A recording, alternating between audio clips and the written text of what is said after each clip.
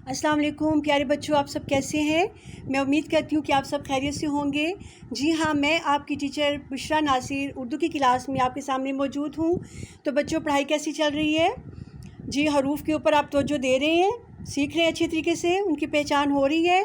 शाबाश, बहुत अच्छी बात है। जितना आप बच्चों प्रैक्टिस करेंगे उतनी जल्दी आप हरूफ की पहचान सीख जाएंगे। तो बच्चों, इससे पहले हमने नून और वाव दो, जो पिछली क्लास थी हमारी उर्दू की, उसमें हमने नून और वाव दो हरूफ सीखे थे। तो आज जो हम नया हर्फ सीखने जा रहे हैं वो कौन सा है जी? हमारे पास वो है हे। ठीक है,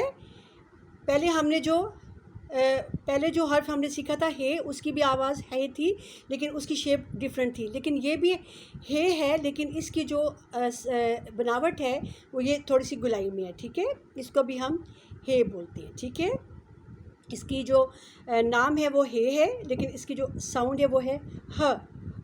ठीक है, इसकी साउंड क्या है? ह।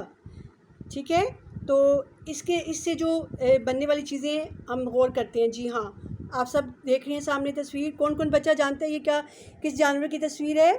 सब जानते हैं। जी हाँ, बिल्कुल। कहाँ देखा था इसको? ज़ू में देखा था। बहुत अच्छे।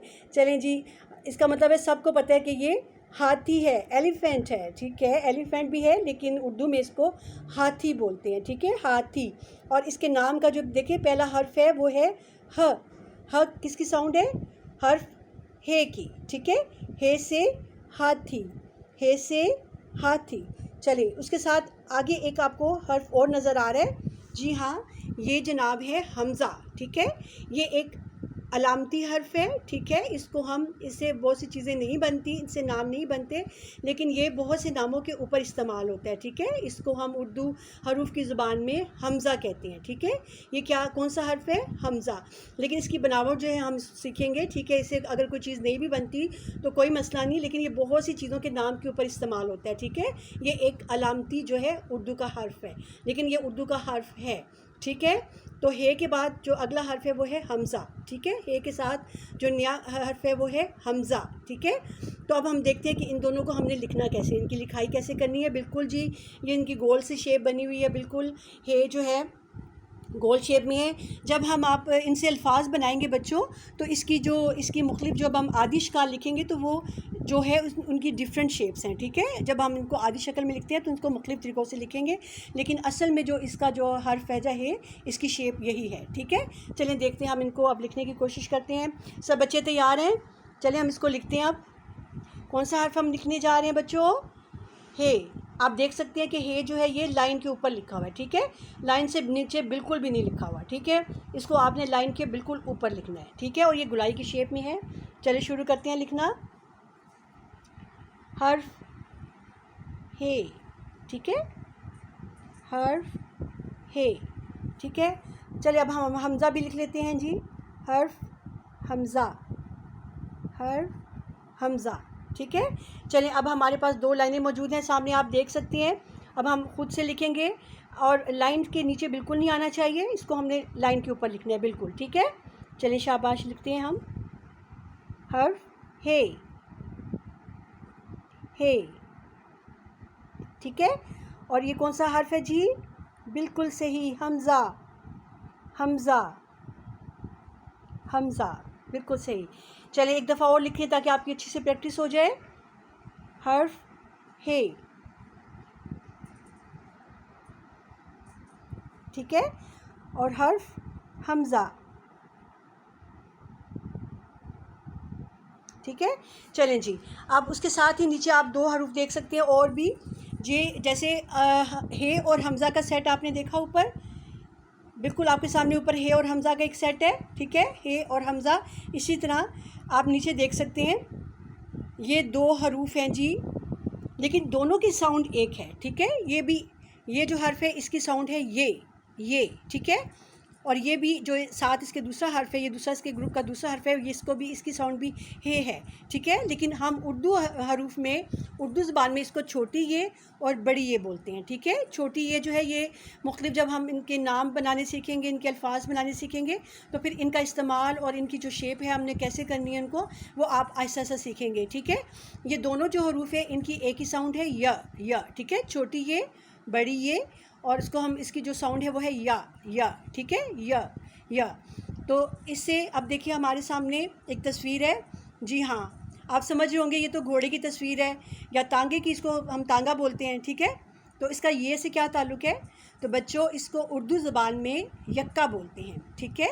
उर्दू ज़बान में इसको क्या बोलते हैं? यक्का, ठीक है। तो यक्का जो का पहला हर्फ है वो देखें उसकी साउंड कहाँ से आ रही है? या से, ठीक है। यक्का, ठीक है, यक्का। ये छोटी है, ये बड़ी ये है, लेकिन दोनों की साउंड जो है वो या कहलाती है, ठीक है। चलिए अब इसकी बनावट देखते हैं कैसे लिखना है इसको। लाइन के ऊपर हमने इसको कैसे लिखना है? जी हाँ, इसकी जो आप शक्ल देख सकते हैं, ये ऊपर से देखें, लाइन से ऊपर से स्टार्ट हुआ है, बिल्कुल ऐसे गुलाई में, ठीक है, हमज़ा की तरह। लेकिन नीचे से इसकी शेप जो है वो बिल्कुल गोल है, ठीक है, गुलाई में आ जाती है। ऊपर से ये हमज़ा की तरह है, देखा ना, जैसे अपने हमज़ा पीछे लिखा था। जी हाँ, तो इसके साथ ही ये नीचे से ये गुलाई की शक्ल में आ जाएगा। ये छोटी ये है जी, ठीक है, ये छोटी ये और ये बड़ी ये है। इसको हम ऊपर से ला के ऐसे ही नीचे ले आएंगे लाइन के ऊपर, ठीक है। ये आधा जो है छोटी ये जो है, ये जो हर्फ है ये आधा लाइन से ऊपर है और आधा लाइन के नीचे है, ठीक है। जबकि बड़ी ये जो है ये ऊपर से स्टार्ट होके लाइन के ऊपर से ख़त्म हो जाएगी, ठीक है, लाइन के ऊपर है। ये देखिए लाइन के नीचे नहीं आना आपने बिल्कुल भी। चलिए जो इसको लिखने की प्रैक्टिस करते हैं जैसे बाकी हमने हरूफ लिखे। चले जी, छोटी ये,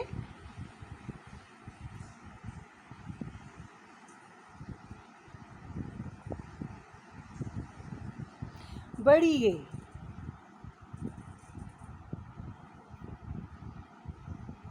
ठीक है, छोटी ये,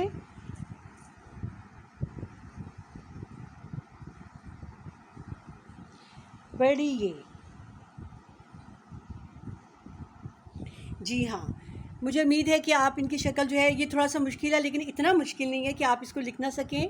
थोड़ा सा आपने इसको ऊपर जैसे हमज़ा हमने लिखा था, आप गौर करें तो आप देख सकते हैं कि हमज़ा हमने कैसे लिखा था हमज़ा। जी हाँ, ये देखिए हमज़ा, ठीक है, इसकी तरह से ऊपर से है लेकिन इसके साथ ही छोटी आगे से ये गुलाई में है, ठीक है। इसको नीचे से हमने नीचे से ला के ऐसे गुलाई में लिखा है, ठीक है। तो ये बन जाएगा, ठीक है। हमज़ा, कौन से हरूफ आज हमने सीखे? हे, हमज़ा, बड़ी ये, छोटी ये, ठीक है। और इन दोनों की साउंड क्या है? या। इसकी लिखाई जो है वो इतनी मुश्किल नहीं है, अगर आप प्रैक्टिस करेंगे तो आप इसको अच्छी तरीके से लिख सकेंगे। तो बच्चों मैं उम्मीद करती हूँ कि आप इसको अपने घर में बार बार लिखेंगे ताकि आप इन हरूफ को अच्छे तरीके से समझ सकें, ठीक है। और इनकी जो राइटिंग है, जो लिखाई है वो बहुत अहम है, क्योंकि जब हम इन वर्ड्स बनाते हैं, जब हम इनके अल्फाज बनाते हैं तो हमें देखना होता है कि हमने इस हर्फ को लाइन से कहाँ से शुरू करना है और कहाँ तक इसको लिखना है, ठीक है। तो आप इन चीज़ों पर बहुत गौर करना है, क्योंकि जो है ये आपकी बुनियाद है उर्दू ज़ुबान की। अगर हम इनमें महारत हासिल कर लेंगे तो हम उर्दू ज़ुबान को बड़ी अच्छे तरीके से सीख पाएंगे। तो आगे चलकर हम इनकी आदिश अशकाल और उनसे बनने वाले अल्फाज की प्रैक्टिस करेंगे। लेकिन अभी तक जो हमने सीखे हैं हरूफ, ये जो हैं ये 36 इनकी तादाद थी, ठीक है। और आज हम आखिरी हरूफ सीख रहे हैं। तो इसके बाद अब हम इनकी आदि अशकाल जो है उनकी प्रैक्टिस भी करेंगे अपने नए सबक में। तो आज का सबक यहीं ख़त्म होता है। मैं आप सबसे इजाज़त चाहती हूँ और उम्मीद करती हूँ कि आप इन हरूफ की पहचान अच्छी तरीके से करते रहेंगे और इनसे बनने वाली चीज़ों की पहचान भी आपको रोज़मर्रा की ज़िंदगी में करनी है, ठीक है। इसके साथ ही मुझे इजाज़त दें। अपना बहुत ख्याल रखें। अल्लाह हाफिज़।